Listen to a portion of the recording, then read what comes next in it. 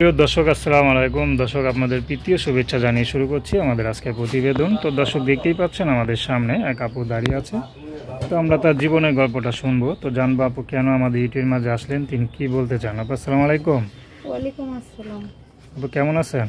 এই তো আল্লাহ রাখছে। আপনার তো আপনার নাম কি? জি, আমার নাম মেঘলা। মেঘলা, খুব সুন্দর নাম। তো মেঘলা আপু কি বিয়ে শাদী হয়েছে? না না, বিয়ে শাদী হয়নি। বিয়ে শাদী হয়নি। ইউটিউবে কি প্রথম না আগে আসছিলেন? না, এটাই প্রথম। আচ্ছা আচ্ছা। তো মেঘলা আপু আমাদের ইউটিউবে কেন আসলেন? আসলাম ভাই, মনে কোনো কষ্ট নিয়ে আসলাম। মনে তো সবারই কম বেশি কষ্ট থাকে, জীবনটাই তো কষ্টে, ঠিক না? তো আপনার মনে কি কষ্ট?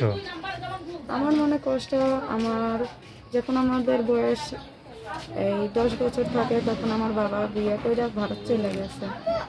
আর আমার তারপরে মাও 3 বছর পর বিয়ে হয়ে চলে গেছে। আমার ছোট 2টা ভাই আছে, আমরা দাদা দাদির কাছে থাকি।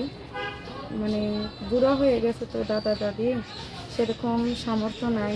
আমি যতটুকু ইনকাম করি এতে দিয়ে সংসার চালাই খুব কষ্টে। আচ্ছা, মানে আপনি সংসার চালান? জি জি। তো কি করেন আপনি?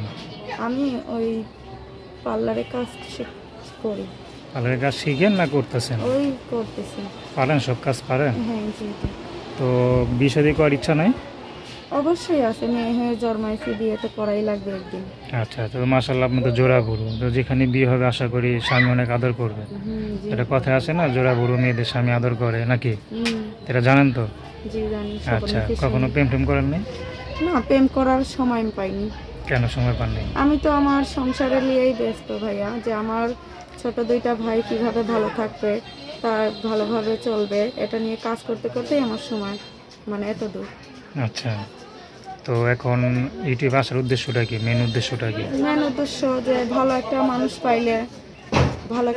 পাইলে বিয়ে শাদী করা যাইতো আর কি। সে যদি আমাকে পছন্দ করে। আপনার নাম কি বললেন? আমার নাম মেঘলা।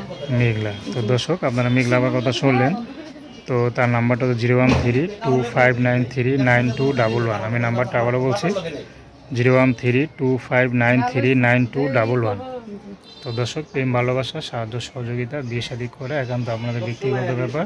তো আসুন আমরা 5 ওয়াক্ত নামাজ পড়ি, সর্বদা দেশের সেবা করি। আসসালামু আলাইকুম।